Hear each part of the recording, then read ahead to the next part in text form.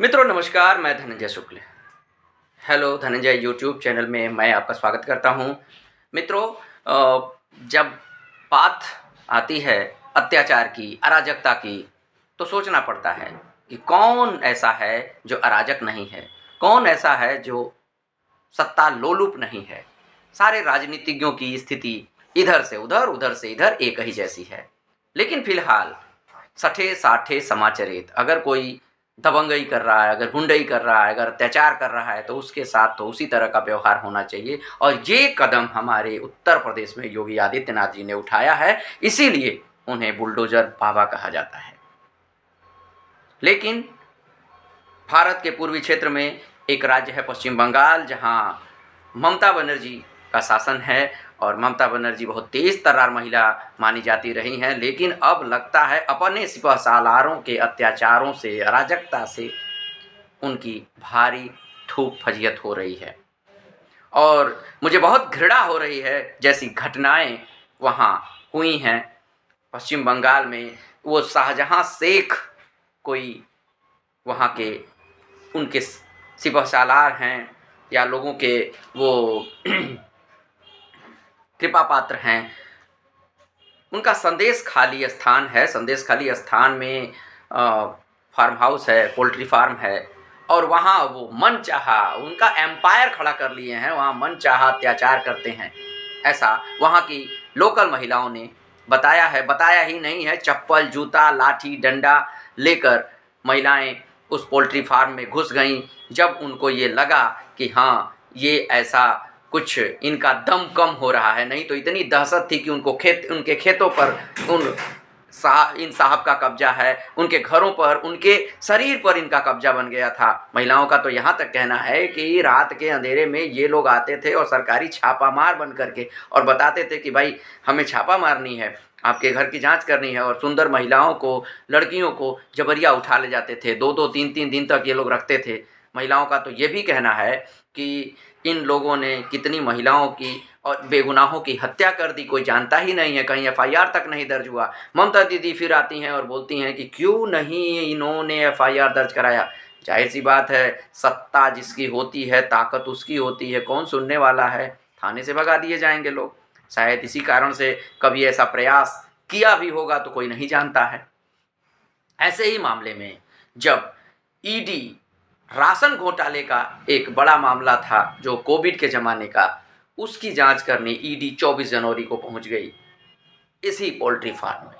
तो पता ये चला कि भैया इन लोकल बाहर पब्लिक उनको घेर ली, जो लोग जांच करने गए थे ईडी के, और अंदर लोकेशन मोबाइल पर बता रहा था कि ये साहब घर में हैं, ये जो शाहजहां शेख हैं। लेकिन कोई सुनने वाला नहीं, भीड़ मौक फैसला लेने के लिए तैयार और मारपीट कर दी।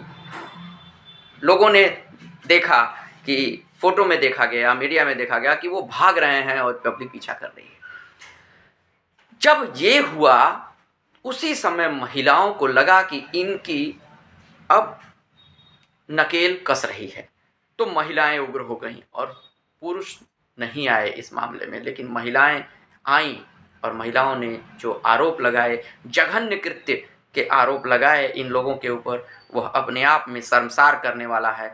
ऐसे जो शर्मसार कृत्य हैं, अगर इनके संज्ञान को रखा जाए तो ऐसी सरकार को तुरंत बंद कर देना चाहिए, क्योंकि जिसके बैनर तले इतना बड़ा त्रासदी हो, महिलाएं सुरक्षित न हो।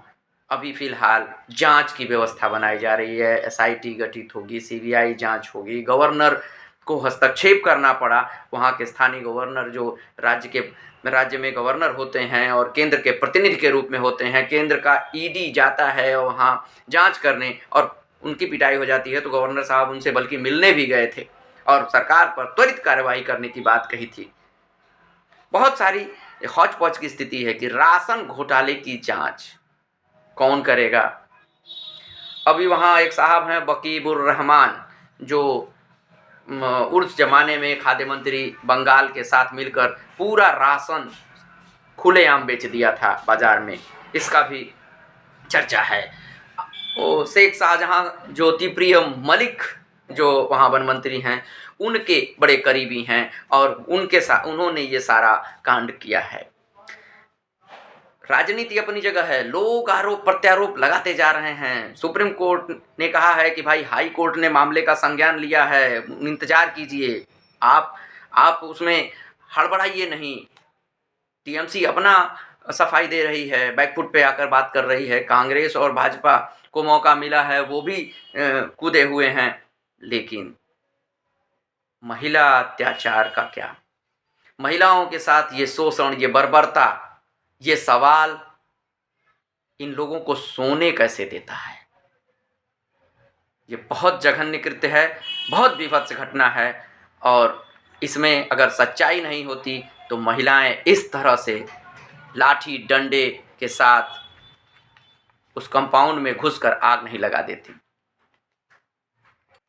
यहाँ एक बात गौरतलब है कि अगर कोई व्यक्ति सही है तो वह निश्चित ही सही होगा, भले जांच प्रक्रिया लंबी हो। फिर टीएमसी के नेताओं को इतनी छटपटाहट क्यों है?